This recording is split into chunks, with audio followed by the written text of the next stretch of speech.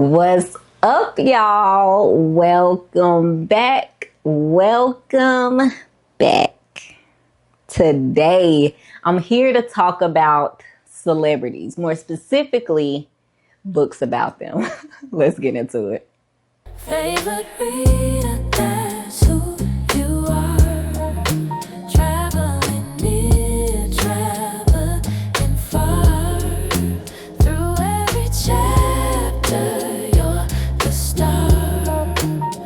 Favorite reader, that's who you are. Okay, so this is a video about celebrity books, but specifically today we are talking about musicians.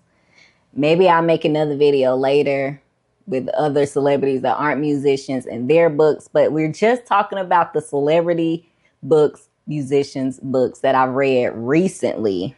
So we're talking about 6 books today, but before I get into the books, it's a couple of housekeeping things that I want to address ahead of time. Okay, I want to talk about why I like biographies and memoirs and autobiographies.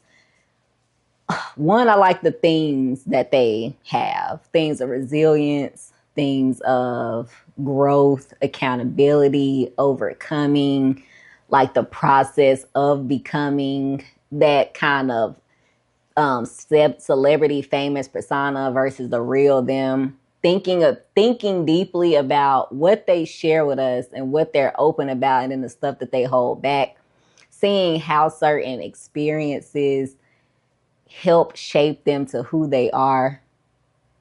Like, those things are strong within most. Like any good memoir, any good biography, autobiography, there is a process of something blossoming into something else that became something that we all know. You know what I mean? And that the themes are what's good. It's relatable in a lot of ways, even when it's not relatable. On a basic human level is relatable.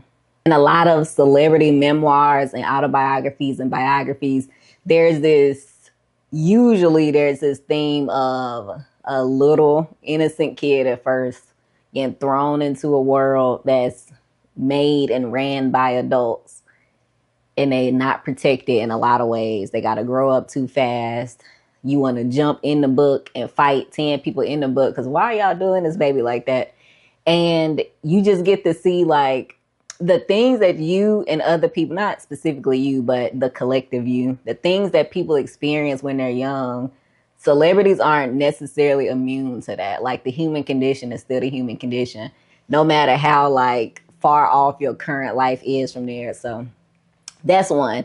Another reason that I like biographies, memoirs, autobiographies is because I like the backstory of stuff that I got to witness publicly. So like, let's say it's something that I saw, like a few of these books, it's things that I noticed in real time because I was like listening to these people, going to their concerts, buying their stuff. And I noticed things, but I didn't know why.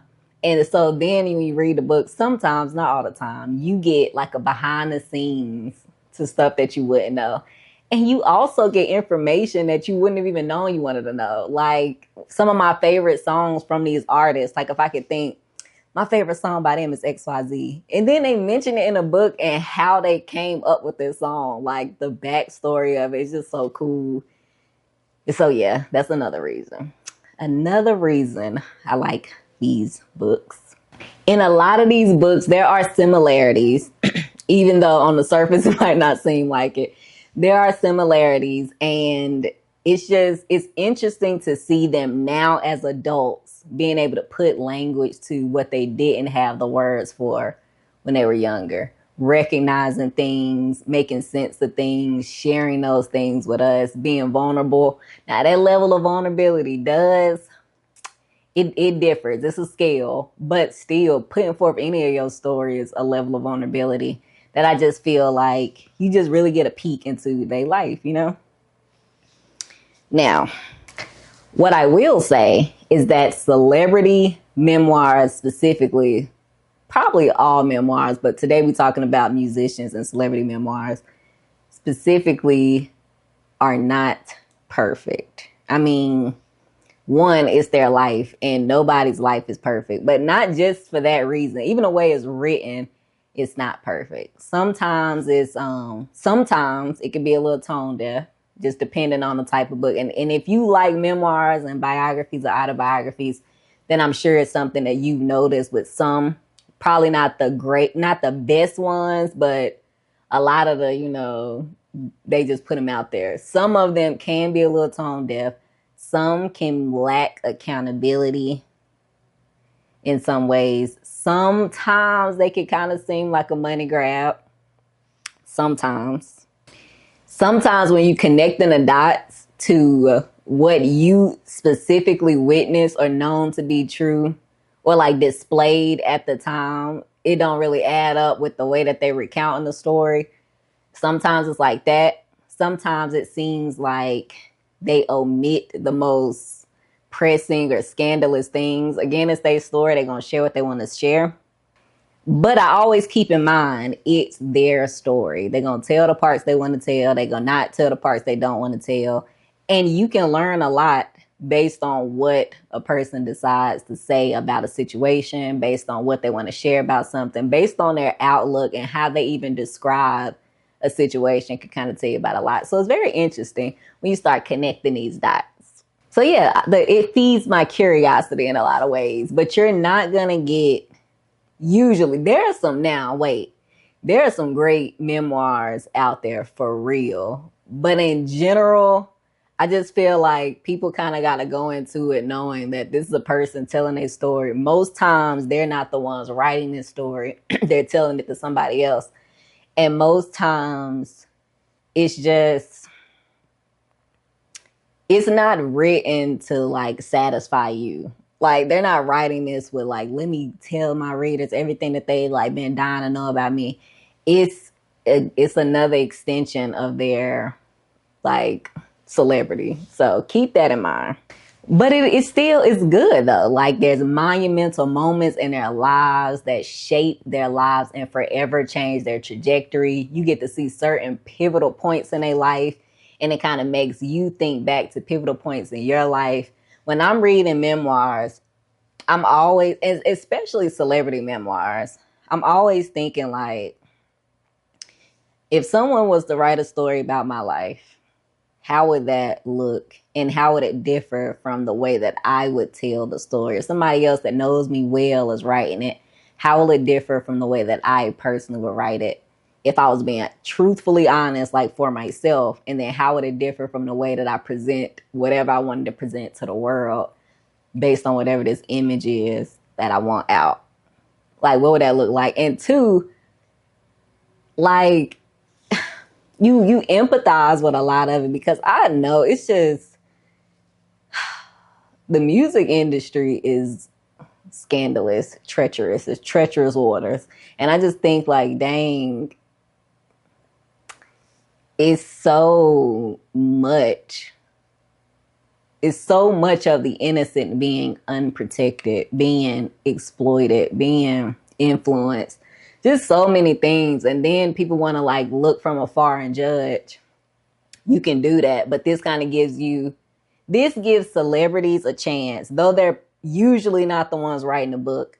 I'm saying usually because that's my guess. I have no proof of this. Sometimes quite a bit of my memoirs actually do say that they don't write it, but they get a chance, the celebrities get a chance to, they get the opportunity. Now they can do with it what they want to do with it, but they get the opportunity to be able to express and tell their story from their mouth, their words, their memories, because so much of their image and how they're perceived is other people telling the story for them when they're in this like stardom state.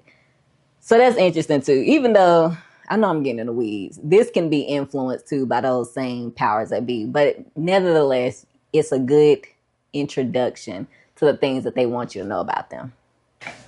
Yeah. Okay. And again, the top reason I read them themes are strong, like themes of boundaries, self-resilience, finding a tribe and genuinely building relationships after being hurt and broken. And then like this triumph story of them overcoming when people had their foot on their neck. proving to yourself and to whatever it is that you can do what you set your mind out to do. Like them accepting help when they need it, paying homage to people that came before them, paving the way for people. And it's not all roses, because sometimes you want to be like, I know you didn't just try to say what you just try to say when I see something different every day from you. But hey, yeah, conflict, coping, all of that. Let's just jump into these books, because I done spent some time telling you why I read memoirs, what I don't expect from them. I'm not expecting 5-star prose. I'm not. This is their life. It's their story. It's in their own words. It's their growth journey. It's not. It's just keep that in mind. Keep that in mind. Okay, so I'm going to talk about 6 books today. These are books that I haven't previously talked about on my channel. If you like celebrity memoirs, specifically musicians and other people, I have plenty other reviews of books that I read in the past, but these are just the ones that I've read recently that's in this video. And if you want me to do one with other types of celebrities that's not musicians, I'm happy to do that too. Just let me know. Let's get started. Without further ado, the first book we're going to go over is The Meaning of Mariah Carey by Mariah Carey. I got this from the Dollar Tree. I got this for $1 and either 25 or 50 cents. I can't remember, but it came from the Dollar Tree. And that's shocking because my current Dollar Tree is the worst Dollar Tree I've ever been to. Like the one that's closest to me is terrible. But we went to another city that day and I saw a Dollar Tree and we stopped. And they had this. So yeah. This book, I knew almost nothing about Mariah Carey before I read this, besides her music. I mean, I've been rocking with her music for a minute. So her music, and I knew she married Nick Cannon, which was shocking to me. And I think it was shocking to me because I didn't know anything about her. It's another thing. Stuff started to kind of make sense when you have more of the backstory. So, yeah, it was very interesting. I did not know, again, almost nothing about her. I did not know she had such a hard life, such a toxic relationship with people in her family, her inner family, like her immediate family. I didn't know all the stuff that she had to go through and deal with. I didn't even know she was married before Nick Cannon. I didn't know she married that man. I just thought every time I saw old pictures of her with Tommy, her ex-husband, I just thought, oh, that must be her manager. Didn't even know she married this man. Didn't know they had this whole thing. I knew nothing about it. This gives you such a good story, starting in her childhood, of what made Mariah Carey, the things she aspired to, the people that helped her. She mentioned that the person who she drew the most inspiration from, 2 people actually. 1, Marilyn Monroe, and 2, the Aretha Franklin. She mentioned that the Aretha Franklin was the queen, and she just paid so much homage to her in this book, really gave her flowers. And it was a good book. I don't know what I expected. I liked her music. I didn't know the people that she dated. I didn't know one of my favorite Mariah Carey songs, Spawn, from a dating relationship with Derek Jeter. I didn't know that. But now I do. And all of these books, I couldn't even get through the book in a straight shot because I'm stopping every 10 minutes to listen to music. I'm stopping every 10 minutes. And it's so nostalgic. It just put me back into me being 16, I'm rolling. I got the CDs. I got the aux tape. I got all that. I got my CD player. I'm on a bus stop. And I'm just thinking about when I used to listen to this music, and wow, I really like this song. That came from one of the worst moments of her life. I didn't know that. You can hear it in the lyrics on the track, She overcame. She really did.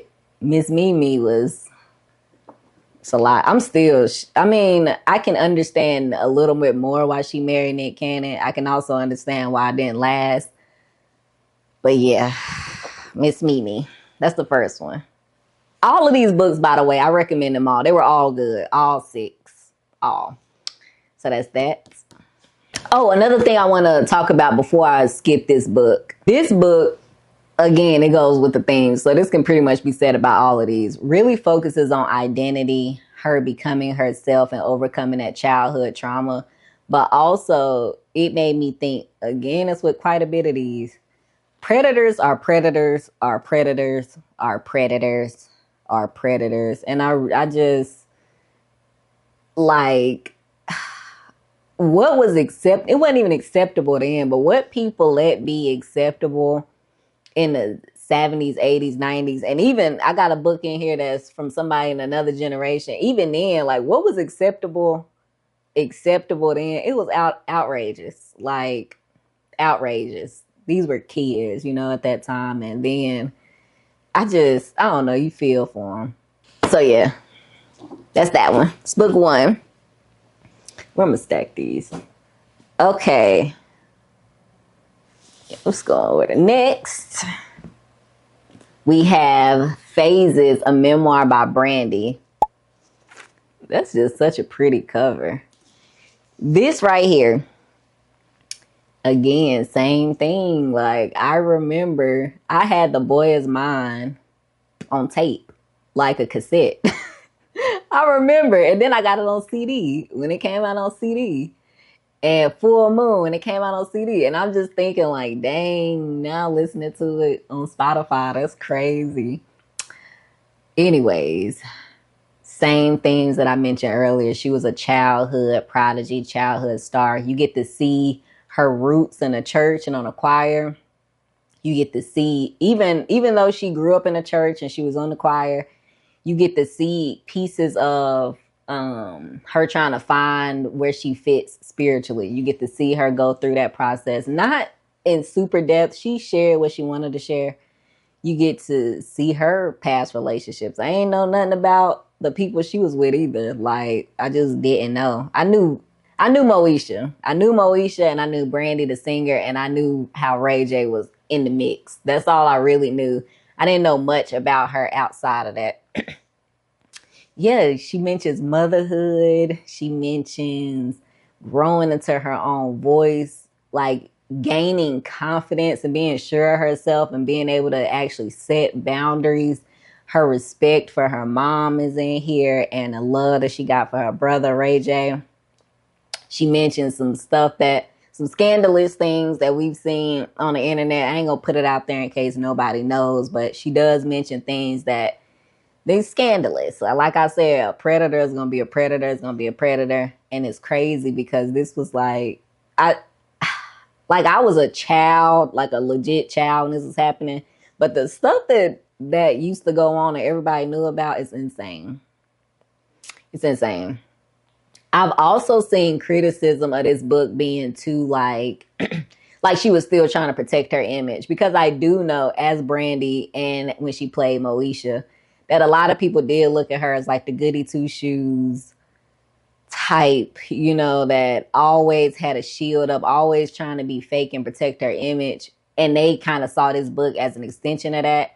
And to that I say, she gonna tell what she want to tell. I can imagine personally, even if I was famous, I'm not obviously, but even if I was, writing a book about your life and like people demanding that it be a tell-all, that's a lot. Like, I know they famous. I know a lot of their life has been played out on TV, but that's a lot to expect, because I know for sure nobody know me except y'all and the people in this house, and I'm not writing to tell all, even about my life. So that's kind of hard to do. But she did give what I thought was enough. She gave some good info, personally. Yeah, so like I said, she talks about finding her voice. She also shed a light onto being representation for a lot of little Black girls when she was coming up. She came onto the scene really early, and she talked about what it meant to be like that Black representation for little Black girls. Like, she got a Barbie doll. She was Cinderella, like so many different things. And I just I don't, I know this, but to hear how that made her feel, how it impacted her to be able to be a stand-in for little girls and for people to be like, man, I can see myself in this role and this whatever. Like, I can do that too. That was just cool to see. So yeah, the growth and her talk about motherhood. And again, same thing with the Mariah book. I was stopping every so often because I had to listen to the music. I had to listen to the music with a fresh set of ears and eyes. So yeah, this cover is so pretty. Like, this was a good design choice. Okay. Oh, how could I forget? I mentioned that Mariah, her like she said her idol was Aretha Franklin, and she really really loved and looked up to Marilyn Monroe. Brandy's person was the Whitney Houston, and you get to see her pay homage to her. And again, they pay homage to other women before them too, but like, this is their person. You know, you got one person that like inspire you so much. It was the Whitney Houston, and she actually got to have a relationship with her, and just, it was just beautiful seeing that develop over decades. So yeah. Okay. Now, this, and it's another book, but I don't have the other book. I'm going to put it on the screen somewhere because I let somebody hold it. But The Life of Aretha Franklin, Respect, and then From These Roots by Aretha Franklin, it'll be up here. What's the difference between these books? Because you see that David Ritz wrote both of them. From These Roots, he wrote it with Aretha Franklin. He like, not pressed her, but he pursued her for a while because he really, really wanted to be the one to help her tell her story in the way she wanted to tell it. She did. She hired him and she told the story the way she wanted to tell it. And it's how most people have described phases. It was very much like guarded, closed off. She omitted a lot of like important things where he thought was important. She like glazed over stuff. She acted like stuff didn't exist. She was given a different account than everybody else involved in it because to her, that's just not what it was. It was very much the story she wanted to be told. And he made that clear. This is the book that he wanted to tell about her life. That's like, he had like, it's not like he was like, I'm stealing your information and going, he got the permission and all this stuff. But this is the book that deep dives into everything that Aretha kind of glossed over in hers, because it was very much like she barely wanted to mention like the most impactful, those pivotal moments that I said that really like define who you are and shape things. She was like, we ain't even gonna go over that. And her siblings told him when he was writing this book, good luck, because she not telling you nothing. And she did not. He went back years later, wrote this book with so much research, talking to so many people, pulling together so many resources. And I've read a few of David Ritz's books. I read his book about Marvin Gaye that he wrote with Marvin Gaye, Ray Charles, some other people. So I have read a few of his books, and I like his writing style. So yeah, I'm gonna take that off the screen. That's her book. That's his book he wrote for her, and it's very much like, dang, you ain't gonna talk about your mom, like none of this. That's that book. This one right here, it's in there. It's in the weeds. It talks about her as a child. It talks about her relationship with her dad, her siblings, her rise to fame, the conflicts involved. It gives a better view of the type of person she was, like her personality, her work ethic, her musical genius, and how it went way beyond what we hear on a track. Her childhood, just like what she wanted as a little girl. And then again, her introduction to the music industry, which I told y'all the music industry is treacherous. And she started off in the church, and she was doing gospel music. That was treacherous. And then she crossed over to secular music, treacherous. And she can go wherever she wanted to go and whatever genre she wanted to, because that's just how good she was. And it was all treacherous, basically. But you also get a sense of what her real desires were. Like, he doesn't come out and say, this is what her desires are. This is this.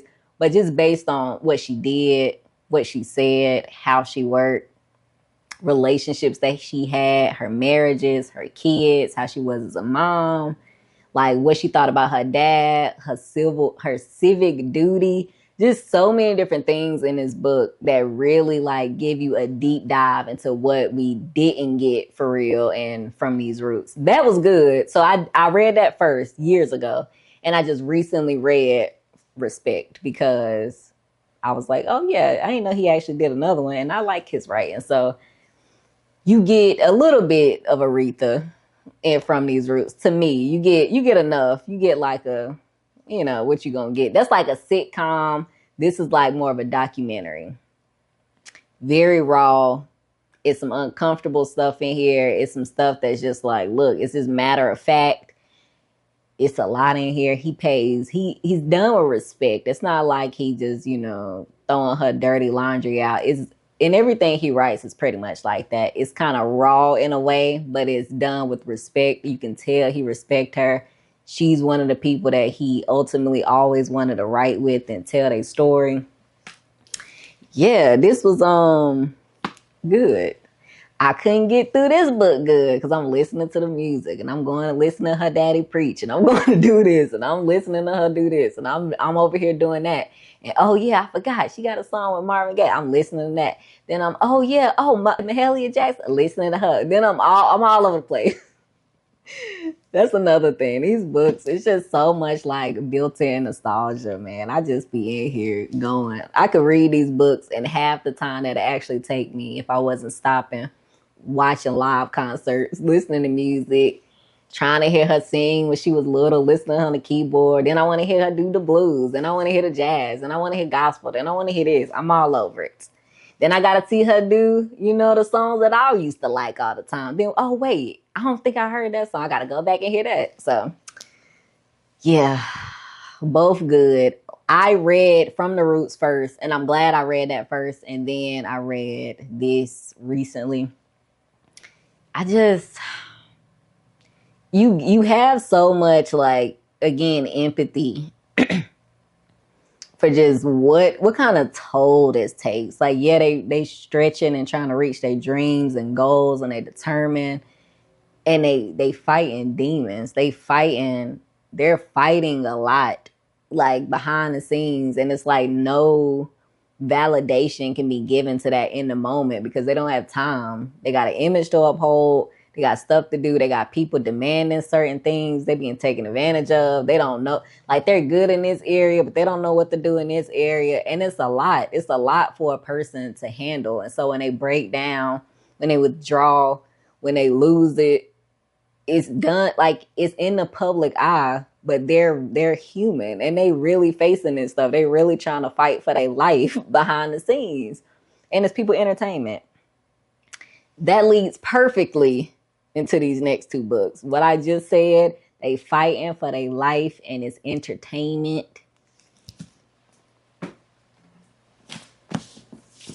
These two books right here. First, we have the Autobiography of Gucci Mane, and then we have Episodes. This is a man that was more so in here. You get him fighting for his life and his entertainment. But I'm going to start with this book. When this book first released, I went out and bought it.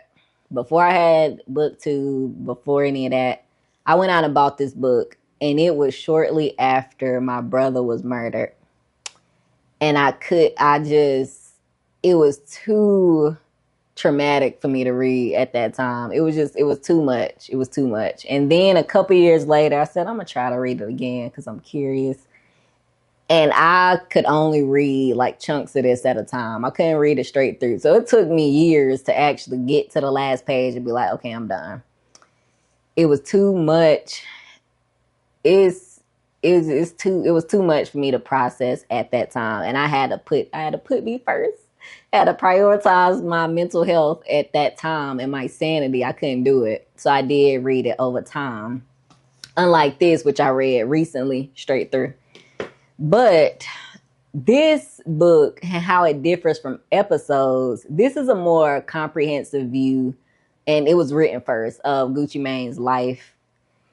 it's a more like, it's an autobiography. This is a snapshot at different things that were kind of exploited at the time, gives you more insight to things that was mentioned in this book.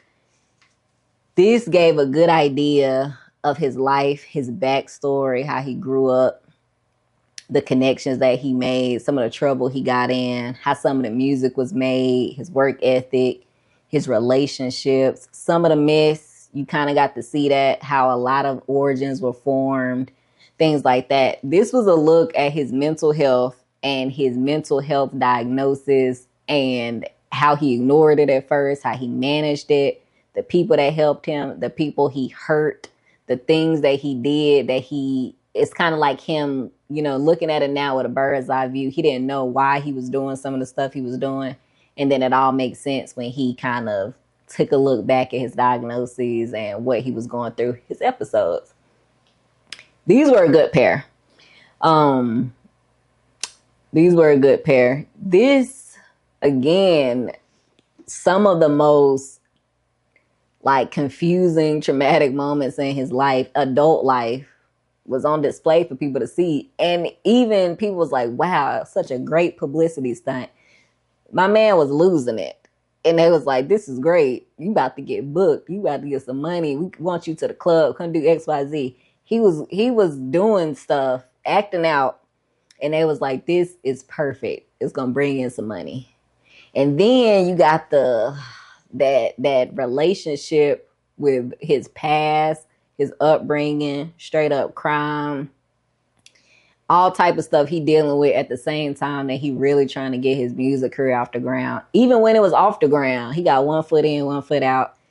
Even when you don't, it's like bad decisions keep being made, and then you kind of think, oh, nature versus nurture. Then you thinking, oh, you really need people around you that will have your best interest at heart when you out of it and you ain't got nothing to give.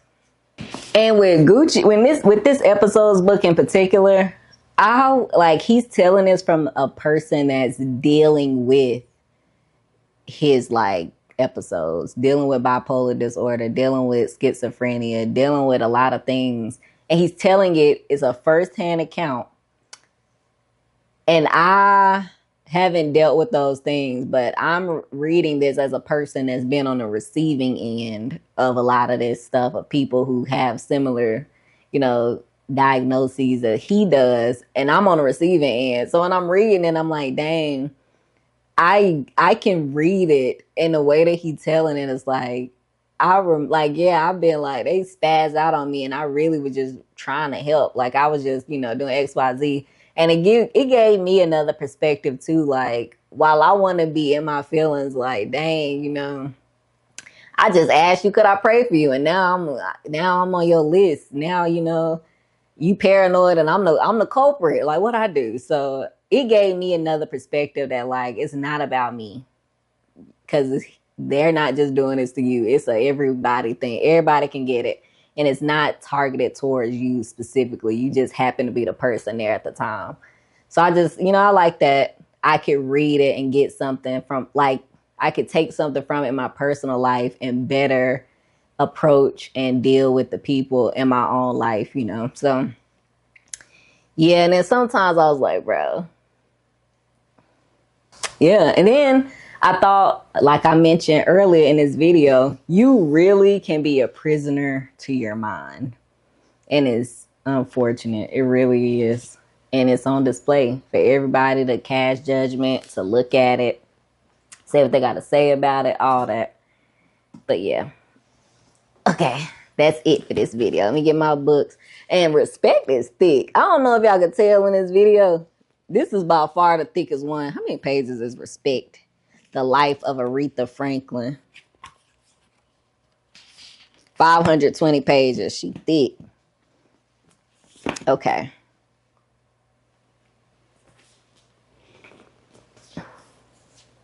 Okay. That's it. Whoo, child. All of these have pictures in it too. We love to see photos to go along with the story. They all got pictures. Let me show you one in each. I like looking at the pictures. I be putting all kind of stuff together. So,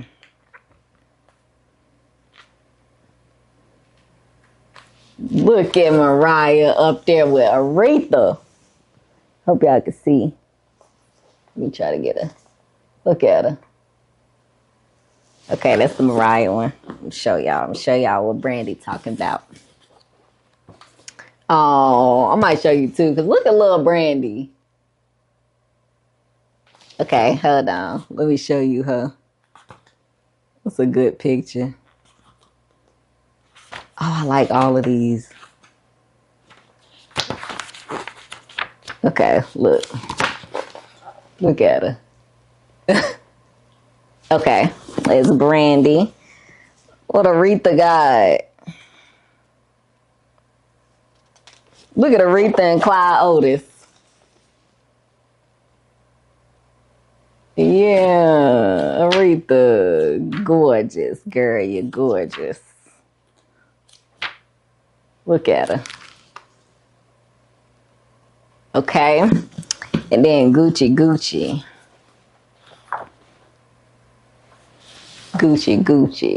Hope y'all can see. Let me show you another one because it's kind of far out. That's insane. Let me show that picture. Look at Gucci. Okay, and then him again in episodes. Oh, wait. Hold on. I lied. Episodes don't got a single picture in here. We needed at least one.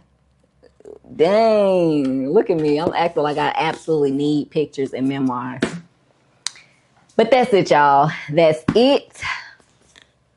That's some recent celebrity / musician memoirs and autobiographies. Why I read them. What I don't expect going in. And yeah, that's it, y'all. Have y'all read any of these? What's some that you read that I might need to check out that I haven't read yet? Oof. I'm trying to show y'all something though. Okay, that's it, y'all. I'm going to see you on the next one.